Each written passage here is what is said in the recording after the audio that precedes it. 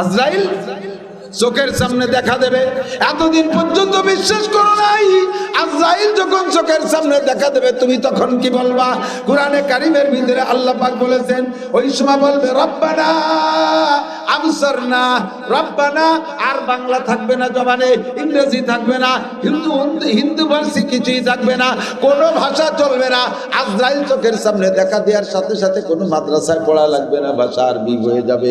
আপনি তখন কোরআন শরীফের হাফেজ আলেম কিছুও যদি না হন, এই আয়াতটা আপনার মুখ থেকে বেরিয়ে আসবে রব্বানা আবসারনা ওয়া সামিনা। এই যে আজরাইলের গর্জন শুনতেছি, কত বড় বড় দাঁত নিয়ে বেরিয়ে আসছে, আল্লাহ কিভাবে বক্সিং পাকাইছে, কত বড় চোখ দেখে ভয় লাগতেছে, এইগুলো বলবেন আপনি রব্বানা আবসারনা, সবই দেখতেছি। ওয়া সামিনা, আল্লাহ কি দেখে আওয়াজ করে, ও কত জোরে আসে, এইগুলো সব আপনি দেখবেন। সে সময় বলবেন কি বলবেন? রব্বানা আবসারনা ওয়া সামিনা ফারজিনা। আল্লাহ হায়াতের মনে হয় শেষ প্রান্তে চলে আসছে, আর একটা বার তুমি আমাকে হায়াত দাও, ফারজিনা নামাল সালিহা, আমি নেক আমল করব, আর একটা বার সুযোগ দাও, ফারজিনা নামাল সালিহা ইন্না মুকিনুন। এখন আমার ইয়াকিন হয়ে গেছে সত্যি সবকিছু সত্য, আর একটা বার আমার সুযোগ দাও। আল্লাহ কয় তোমার হায়াতের জিন্দেগির কিয়ামতের ব্যাক সূর্য উঠে গেছে, ফেরত সূর্য উঠে গেছে, আর তোমার তওবা কবুল হবে না।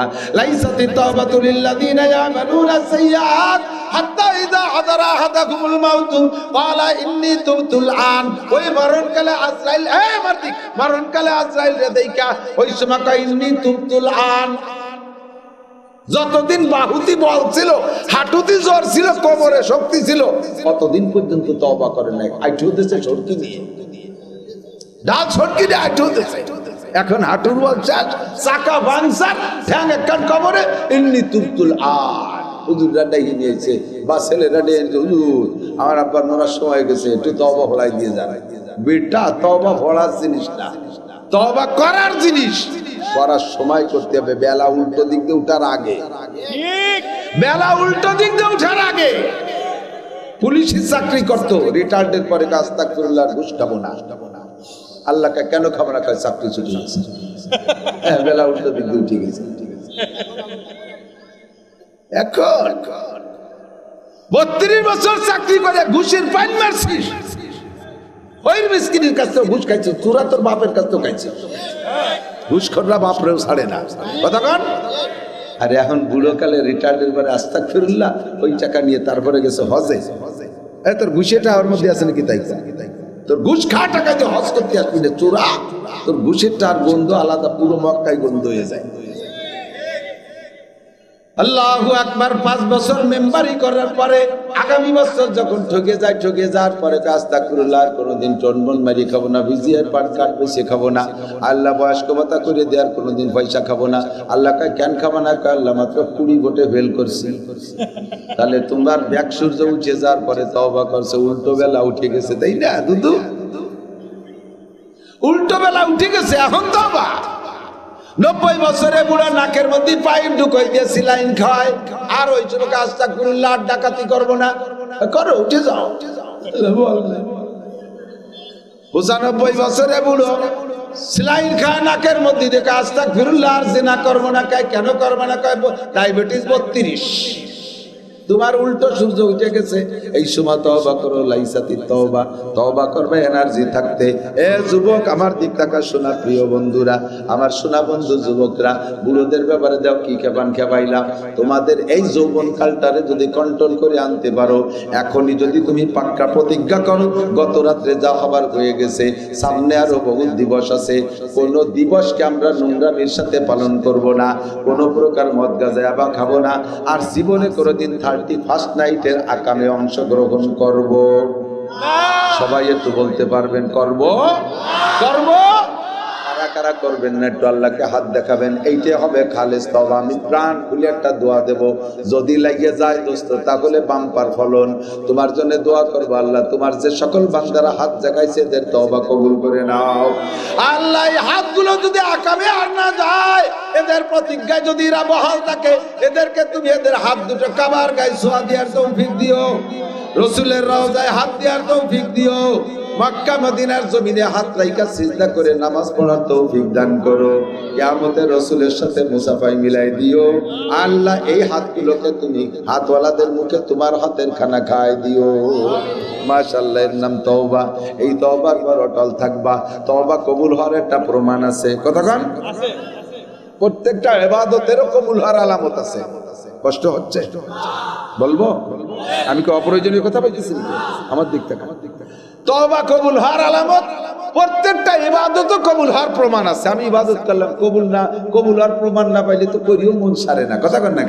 হ্যাঁ, আল্লাহু আকবার। কবুল হওয়ার প্রমাণ হলো আপনার নামাজ কবুল হয়েছে, এটা একটু বুঝে নেন। ফজরের নামাজ কবুল হয়েছে, এটা বুঝবেন কিভাবে জানেন? আপনি বুঝতে পারেন, নিজেই বুঝতে পারেন। বলে দিই, আপনি ফজরের নামাজ কবুল হয়েছে, এ কবুলের প্রমাণ হলো জোহরের নামাজও যদি জামাতের সাথে নিয়মতান্ত্রিক ভাবে আদায় করতে পারেন, তাহলে বুঝবেন ফজর কবুল হয়েছে। জোহর কবুল হয়েছে বুঝবেন কিভাবে? হুবহু নিয়মে সুন্নতি তরিকায় যদি আসর পড়তে পারেন জামাতের সাথে, তাহলে বুঝবেন যে জোহর কবুল হয়েছে। কিভাবে? আপনার বাড়ি রাজমিস্ত্রি নিয়েছেন, একটা হেল্পার, একটা মিস্ত্রি, একটা জোগাড়ি, তাই না? এই একটা মিস্ত্রি, একটা হেল্পার নিয়েছেন, এইভাবে দুই জোড়া নিয়েছেন। বাউন্ডারি ওয়াল করতে দুইজনকে দুই দিক দিয়েছেন, জোড়া জোড়া এদিক করবি গেটের, তোকে জোড়া এই ধারে করবি। এক জোড়া এই পাশে করছে, তারা দুইজনে সকাল 8টা থেকে বিকেল 4টে পর্যন্ত 800 ইট গাছ, তিরির মতো সোজা ফ্ল্যাশ সাইডে, ফ্ল্যাশটার না করবেন। আর মাল ম্যাটেরিয়ালসও কম করছে, অথচ দুইটা ইটের মাঝখানে ফাঁকা নাই। এত সুন্দর। আর এ বাসালারাও দুইজনে গাচ্ছে, 8টা থেকে 4টে পর্যন্ত 200 গাচ্ছে জোড়া সাপের মতো সোজা। ইটির দাঁত বার হয়েছে, বেড়াছেরা দাঁতা লাগে আছে না, একখান আগে একখান হচ্ছে, একখান আগে একখান আগে। দুইজনের কারে কি করবেন? যে 800 গাচ্ছে এত সুন্দর, তারে কি বলবে? বাবা আবার 4টে বাউন্ডারি করব, আর এই পাশে 6তলা বিল্ডিং। তোরে দেশ না, আমি কোনো কাজ করবো। তোর ডেলি হাজিরে 1200, এই 200 টাকা বেশি নিয়ে যা, দুইজন এনতে নাস্তা খেয়ে যাস লাউড়ির বাজার। বলবেন না? আর তুই জীবন ভরে আমার যত কাজ সব তুই কর, কাইলেও আসবি, কিন্তু তুই কিন্তু আসবি কাল। বলবেন না? বাবা তুই মিস করিস, আর কেউ না আসবে, তুই আসিস, এই বলবেন না? আর এ বাসালারে কি বলবেন? শয়তানের বেটা, শয়তান, মিস্ত্রি মারা দিয়েছে না। কালকে তোর বাপ রে আইয়া এই ইট খুলবি, সিমেন্ট বালি বাড়িতে আনবি। আমার 2 সাইড কষ্ট করেছি, শয়তান কোথাকার। এই ইট কালকে তোর বাপ রে এনে সোজারে কাটতে দিয়ে তোর জন্য লোহাগাড়া থানার মধ্যে না দেয়। কাশি এলাকায় ওরে কি আর এলাকায় ঢুকতে দেবেন? আর কাজে নেবেন? এরকমই ফজরের নামাজ যে সুন্দর করে পড়ছে, আল্লাহ তাআলা তার ওই জায়গায় দাওয়াত দিয়ে দিয়েছে, তুই জোহরে আসিস, আর কেউ না আসলে, ইমাম সাহেব না আসে না আসুক, তুই আসিস। তোর যে তাড়ানো, তোর যে ছানা, তোর যে রুকু, এ দেখি আমার কলিজা ঠান্ডা হয়ে গেছে।